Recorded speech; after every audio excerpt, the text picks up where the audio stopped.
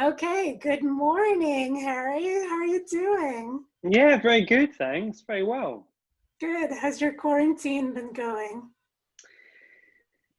It's been going okay. It was a bit of a shock to begin with, as I think it was for a lot of people.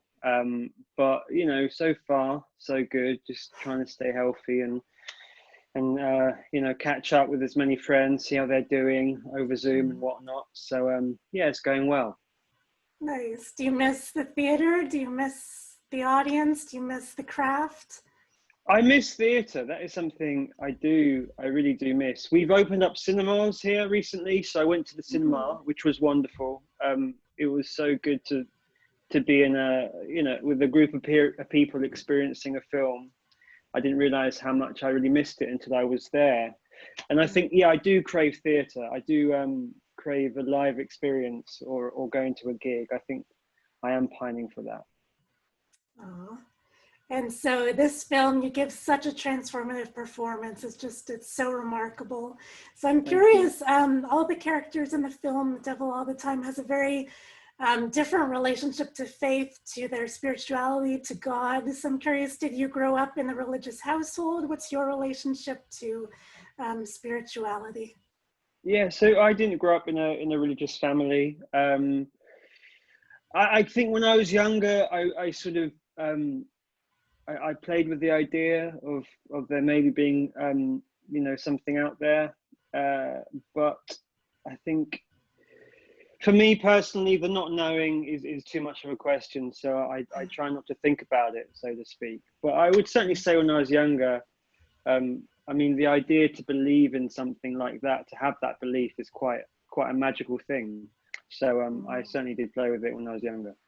And I mean, you're a very fearless performer. You've did crazy stunt work in the old guard with the wiring system. You were on a set where a horse could recognize Liam Neeson. I mean, but seriously, you're very fearless. What are you afraid of?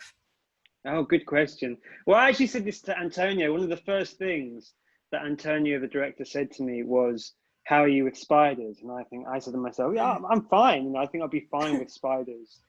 If it was snakes, I think there would be an issue.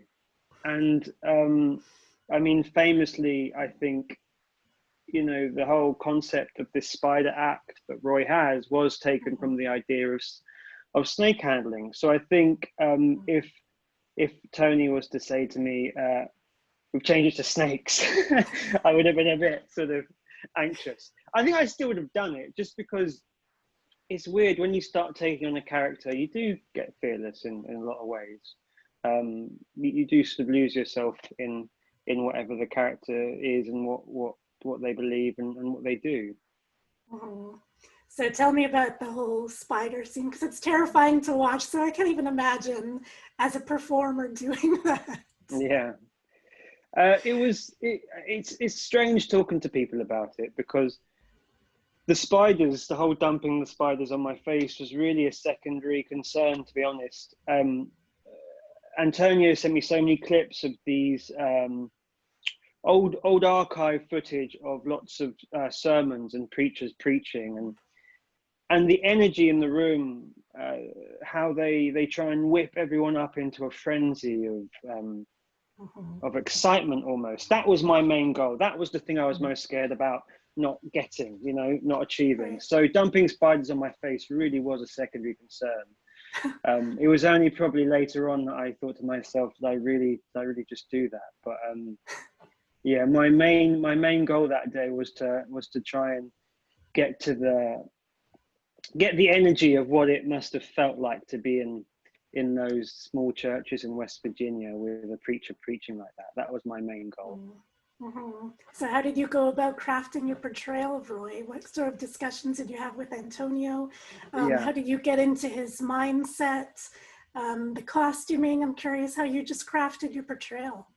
Yeah, so like I said, Antonio very early on sent through lots of clips of lots of snake handling, of preachers dancing with snakes, talking in tongues, and so that was kind of my entry point, so to speak, in terms of what Roy had inside him. And then I thought, okay, so if this is Roy at times 10, then what is Roy at times, what is Roy when he's right at rock bottom? And then that was sort of escalating down, working out, the peaks and troughs of him. Because I think he is a character that goes, a million miles an hour, and then he's completely lost and doesn't know where he is, what he's doing. And so I guess kind of mapping out that journey was my task. In terms of costuming, it was really useful. I had these fantastic shoes on that were sort of they were a bit too big for me, which was great because it kind of made me feel a bit like a clown, which again I think is useful for Roy because there is an element of him sort of being quite hopeless, and there's a sort of pathetic quality to him. I think that is important to understand about him. He really is searching for God and for love and for all the things that I think we all search for. And I think that was important to get in there. Otherwise, it could have become a bit of potentially a one-dimensional sort of psychopath, so to speak. So it was important to have all these different elements to him. So that's kind of how I went about it, if that makes any sense. Yeah. So did you have a favorite moment to shoot as an artist? Not. I mean, I really enjoyed the sermon. I thought that was going to be a challenging day, just because of like I said, whipping up, the supporting artists, the background into this sort of state of sort of, I don't know what you call it, kind of excitement or terror. Or, yeah, exactly. Yeah. Right. So that was an interesting day. I really enjoyed the day in the woods as well. When Roy decides to do something, yes. As I say, I really enjoyed that because again, it was trying to work out how someone gets to that point, and to try and chart the fact that he really believes this is going to work. I thought was really interesting. So I had a lot of fun. On those days. What was it like working with Mia? Oh, she's amazing. Mia's amazing. Yeah, she's just one of the good people, she's just a wonderful partner to have in the scene. Yeah, it made my life very easy, really, acting alongside Mia, and certainly doing things like like what Roy does in spoiler. It made all of that stuff very easy to negotiate and a real sort of collaboration, which is great. So I'm a huge fan of Mia. Aww. And you've worked with some amazing collaborative scene partners over the years. Fiona Shaw on stage and screen, of course. Frank Langella, Brendan Gleeson. Everyone loves Brendan Gleeson. You had a chance to work with him, be his son on screen. So who are some other generous and giving scene partners you've worked with in the past that you'd like to work with again?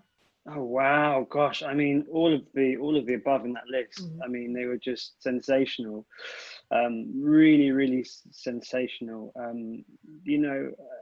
Especially my mind goes to someone like Liam, who he had to effectively carry me around, during the shoot, literally, and and luckily he is the nicest guy in the world, so it made all of that stuff very easy, But all of the above was just fantastic. I'm trying to think of other experiences I had.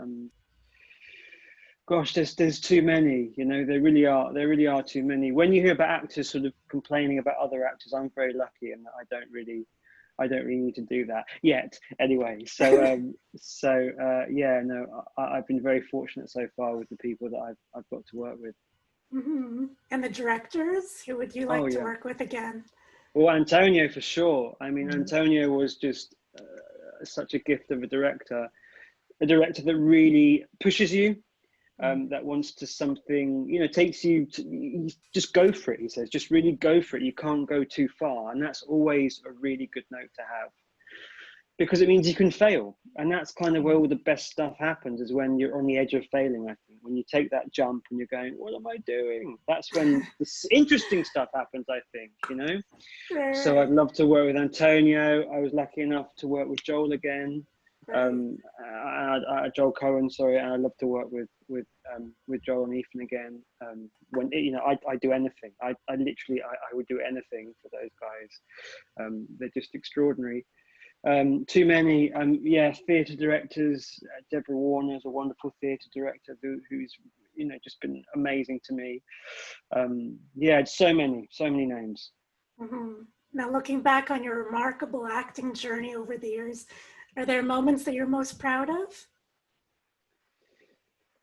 Good question. A personal thing I was very proud of was I wrote a play called Peddling, which was something I got to perform in London and New York. And it was a one-man show, which kind of sounds hideous when you hear about actors writing one-man shows for themselves.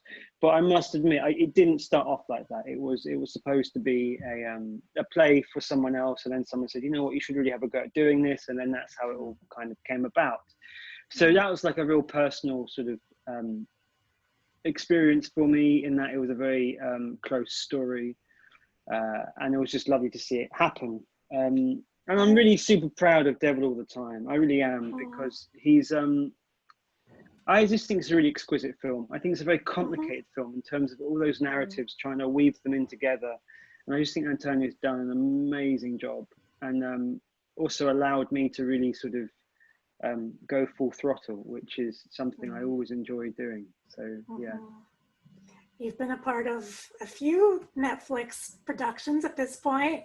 You're a part of the Netflix family. So what do you like to watch on Netflix? Oh, good question.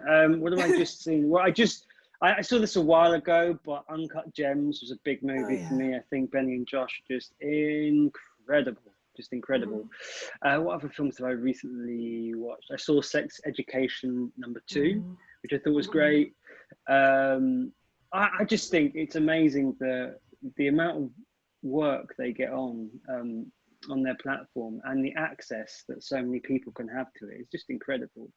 The fact that Devil All the Time was released yesterday, and anyone in the world can see it. I mean, that is just quite an amazing thought. Just anyone has access to it that has a Netflix account, which I just think is extraordinary, and it allows these films to be seen, which is the most important thing. It gets these films out to people, especially in this time as well, when rightly people are nervous about leaving and being in large groups of people. So it's it's a wonderful thing. And I know you're an avid reader. What have you been reading lately? So I've just finished this book called Featherhood by Charlie Gilmore, who's a Brit. It's about him bringing up a bird and living with this bird and his family and his dad. It's really good. And also I'm halfway through. I'm really enjoying this book, but I kind of dip in and out of it. I'm reading this book called, let me get the title right, The Diary of a Disappointed Man, which is I think a really good title, and it's sort of a memoir by this guy back in the day called, I think his name is Barbellion. And it's a really funny, it starts off really funny, and then it goes somewhere a bit sort of darker and a bit more somber. So I'm currently in that phase of the book. So I can kind of have it in small doses, so to speak. Well, thank you so much for your art. I can't wait to see what you do next. And thank you for taking the time. I really appreciate it, Harry. Not at all. Have a good day. Bye now. You too. Bye.